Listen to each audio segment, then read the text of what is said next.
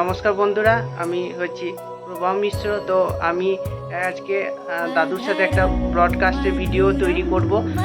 সেটা হচ্ছে আপনার ওর গ্রামের শালকুনি গ্রামে এয়ারড্রোম, মানে যেখানে সেনাবাহিনীরা প্লেন নামতো এবং যুদ্ধ বিমান আকাশে উঠতো, সেই সব নিয়ে আমি দাদুর সাথে ভিডিও করব।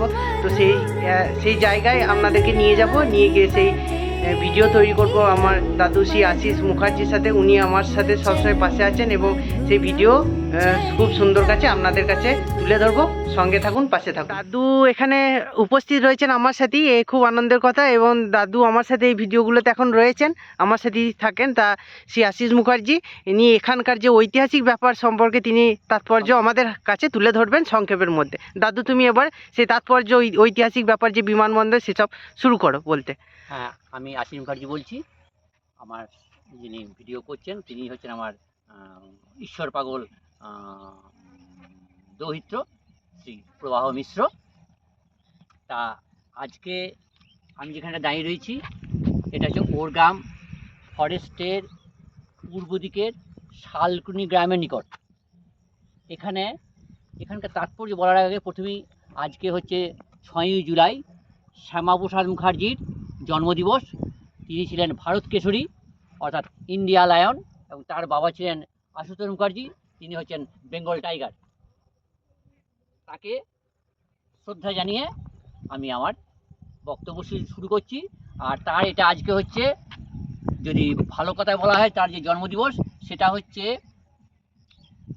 পঞ্চবিংশতি উত্তর শততম জন্মদিবস, অর্থাৎ গোদা বাংলায় বললে 125তম জন্মদিবস, এবং ইংলিশে 125th বার্থ অ্যানিভার্সারি। তা এই যে জায়গাটা রয়েছি ওরগ্রাম ফরেস্ট যেটা আছে তার পূর্ব দিকে শালকুনি গ্রামের নিকট। এইখানেই যেখানে দাঁড়িয়েছে এখানে এটাকে বলে এয়ারোড্রোম বা এয়ারড্রোম। AERODROME অথবা AIRDROME অর্থাৎ বিমান ঘাঁটি। এখানে এই জায়গাটা যদি স্থান বলা হয়, লোকেশান, তাহলে এই জায়গাটা হচ্ছে অনেকগুলো গ্রাম নিয়ে এখানে মিলিটারি এয়ারবেস হয়েছিল 1939 থেকে 1945 সালে। অর্থাৎ এখানকার ইতিহাস জানতে গেলে দ্বিতীয় বিশ্বযুদ্ধের কাহিনী জানতে হবে, তা নাহলে এই জায়গাটার গুরুত্ব বুঝতে পারা যাবে না। আমি একটু জায়গাটার লোকেশানটা বলে দিচ্ছি। বর্ধমান থেকে যে কোনো বাসে এসে ওরগ্রাম থেকে আসা যায়, অথবা গুসকরা থেকে ট্রেনে গুসকরা থেকে এখানে আসা যায়। এই জায়গাটা হচ্ছে এইদিকে এর ফরেস্টের পূর্ব দিকে কৃষ্ণকালী মন্দির, এবং ওখানে ওই জায়গাটা হচ্ছে ওরগ্রাম। এইদিকে এর যদি দক্ষিণ এই ফরেস্টের দক্ষিণ দিক সাইডে যায়, এটা হচ্ছে শালকুনি গ্রাম। এই গ্রামের আর একটু এগিয়ে গেলে, অর্থাৎ পূর্ব দিকে যদি আমি এগিয়ে যাই এইদিকে, তাহলে সেটা হচ্ছে সাহেবগঞ্জ, কাশীপুর, এইসব গ্রাম। আর এর যদি গ্রামের উত্তর দিকে যাই, তাহলে এখানে হচ্ছে আর না, পূর্ব দিকে আরও একটা গ্রাম আছে, সেটা হচ্ছে নবাবনগর, দেবপুর। আর উত্তর দিকে হচ্ছে দারোডাঙ্গা এবং মাহাতা। আর যদি ঠিক বায়ুকোণে হচ্ছে রামচন্দ্রপুর, আমার যেখানে গ্রাম রায় রামচন্দ্রপুর গ্রাম, এবং তার অনতি দূরে গুসকরা শহর। এইগুলো আমি পজিশন বলে দিলাম। অর্থাৎ আমাদের এই জায়গাটা যেখানে এসেছি, এই এয়ারোড্রোম, এইটা হচ্ছে আমাদের রামচন্দ্রপুর থেকে মোটামুটি প্রায় 4 কিলোমিটার, ওর গ্রাম থেকেও প্রায় 4 কিলোমিটার পূর্ব দিকে। এইটাই বললাম এখানকার লোকেশান। এইবার এই জায়গার নির্জনতা, আমি যতগুলো মোটামুটি আমার নাতি ভাই প্রবাহ মিশ্রের কাছে যে কটা ভিডিও করেছি, সবই আমার হচ্ছে ঈশ্বর কেন্দ্রিক। এইবার তাহলে বলবেন যে এইখানটা ঐতিহাসিক জায়গা। এখানটা এলাম এই কারণেই, তন্ত্রশাস্ত্রে বলা আছে যে যে জায়গাটা চতুষ্পথ অথবা পর্বত অথবা নির্জন জায়গা অথবা নদী অথবা মন্দির, সেইখানে সাধনা করতে হয়। তাই আমি এই ঐতিহাসিক প্রেক্ষাপটে এসেছি। এখানে এই আধ্যাত্মিক, অর্থাৎ রামকৃষ্ণ বলেছেন ধ্যান করবে মনে, বনে এবং কোণে, সেই জন্য এখানে এসেছি। এরপরে আমি এই বক্তব্য রাখার পর আমি এখানে একটু সাধনা করব। তা এখানে কথা হচ্ছে 1939 থেকে 1945 সাল, যখন দ্বিতীয় বিশ্বযুদ্ধ হয়েছিল, তখন ব্রিটিশরা, তখন তো আমরা পরাধীন ছিলাম, তখন ব্রিটিশরা এখানে এয়ার বেস করেছিল। এখানে কাছেই হচ্ছে প্রায় 40 কিলোমিটার দূরে হচ্ছে পানাগড়। তারই এটা পূর্ব দিকে, অর্থাৎ আমাদের এখান থেকে 40 কিলোমিটার দূরে ওই পানাগড় এয়ারবেস বা এয়ারোড্রোম।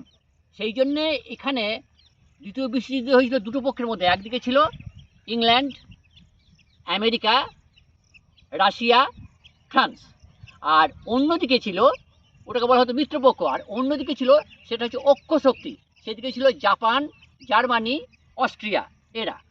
এইবার এই যুদ্ধ হয়েছিল এই দুটো পক্ষের মধ্যে। তাহলে আমরা ছিলাম তাহলে ব্রিটিশের আন্ডারে। তাহলে নেতাজি সুভাষ বসু জাপান এবং জার্মানির সঙ্গে যোগদান করলেন। এই নেতাজি সুভাষ বসু বলা তো দুটো বঙ্গবীর, নেতাজি সুভাষ বসু আর শ্যামাপ্রসাদ মুখার্জি, এদের তো মূল্যায়ন হয়নি, এখন এবার হচ্ছে। তা এদিকে তো দুজনাইকেই জওহরলাল নেহরু পছন্দ করতো না, এই দুই বঙ্গ সন্তানকে, শ্যামাপ্রসাদ মুখার্জিকে এবং নেতাজি সুভাষ বসুকে, তার নানা দুর্বলতার কারণে। তা যাই হোক, নেতাজি সুভাষ বসু বলেছিলেন যে আমার শত্রু সে হচ্ছে আমার বন্ধু। তাহলে আমরা তখন ব্রিটিশ আন্ডারে ছিলাম, আমাদের শত্রু হচ্ছে ব্রিটিশ, তা ব্রিটিশের শত্রুকে জাপান, সেই জন্য জাপানের সঙ্গে তিনি হাত মিলিয়েছিলেন।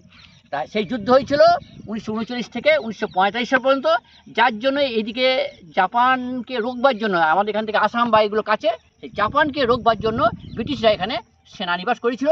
এখানে প্লেন নামতো 1939 থেকে 1945, আমি যেখানটা দাঁড়িয়ে রয়েছি এইখানে প্লেন নামতো। পিছনে এখানে ওই ব্রিটিশরা এখানে ইয়ে করতো, ওই বন্দুক চালানো শিখতো, রাইফেল চালানো শিখতো। এই পাশের জায়গাটায় এই পিছনে দেখতে পাওয়া যাচ্ছে। আর একটু দূরে গেলে শ্মশান, এই জায়গাটা অত্যন্ত নির্জন জায়গা, সাধনার অত্যন্ত উপযোগী জায়গা, কাছাকাছি কোনো গ্রাম নেই গো। ওইদিকে ফরেস্ট ওইদিকে দেখতে পাওয়া যাচ্ছে, ওই আমার যে কী বলে পশ্চিম দিকে দেখতে পাওয়া যাচ্ছে ফরেস্ট, ওরগ্রাম ফরেস্ট। সুতরাং এটা নাম হওয়া উচিত তো রামচন্দ্রপুর ফরেস্ট হওয়া উচিত ছিল, যাই হোক যে কোনো কারণেই হয়েছে ওরগ্রাম ফরেস্ট, তাই মেনে নিলাম আর কি। সেই যুদ্ধেতে জাপান যোগদান করেছিল জাপানের সঙ্গে। তা জাপান তো, এবং জাপানকে রোকবার জন্যই এখানে এই ব্রিটিশরা এখানে এই এয়ারবেসটা করেছিল, এবং এখানে প্রায় 20-22 হাজার সৈন্য থাকতো এখানে। এখন তারা অনেক সব চিহ্ন পড়ে আছে, কখন সেই 1945 চলে, এখন দেখুন এখানে এয়ারবেসগুলো এখানে রয়েছে, এবং পিছনে যেখানে শুটিং হতো, শুটিং কেন্দ্র সেগুলো রয়েছে, আপনারা দেখতে পাচ্ছেন। এবং এখানটা অত্যন্ত এখন হচ্ছে গ্রাম্য পরিবেশ। এখানে এই জায়গাগুলো বোধ এখনও মিলিটারি আন্ডারই আছে, পানাগড় যে মিলিটারি এয়ারবেস তার মধ্যেই আছে।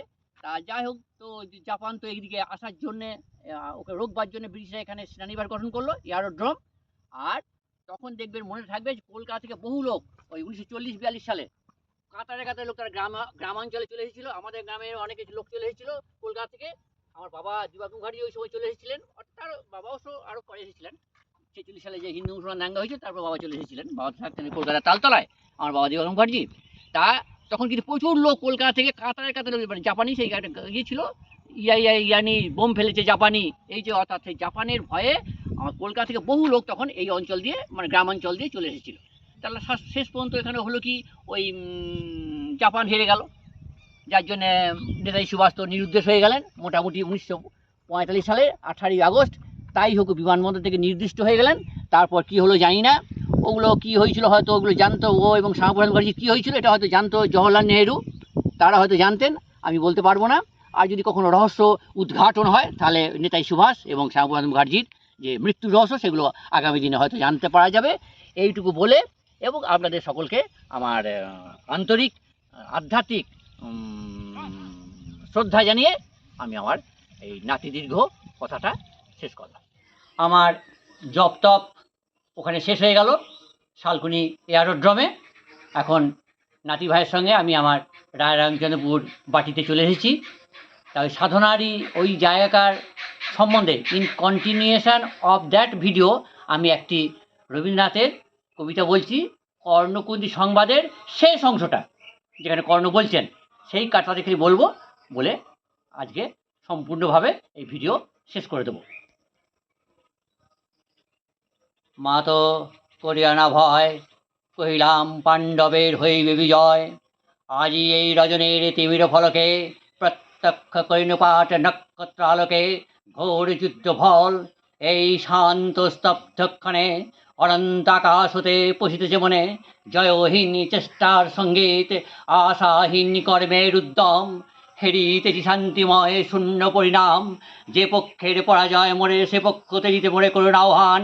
জয়ী হোক রাজা হোক পাণ্ডব সন্তান, আমি রব নিষ্ফলের হতাশের দলে। জন্মরাত্রে ফেলে গেছে মরে ধরা তলে, নামহীন গৃহহীন আজও তেমনি ত্যাগ চিত্তে, দীপ্তিহীন কীর্তিহীন পরাভব পরে। শুধু এই আশীর্বাদ দিয়ে যাও মোরে, জয় লোভে যশ লোভে রাজ্য লোভে হই, বীরের সদ্গতি হতে ভ্রষ্ট নাই হই।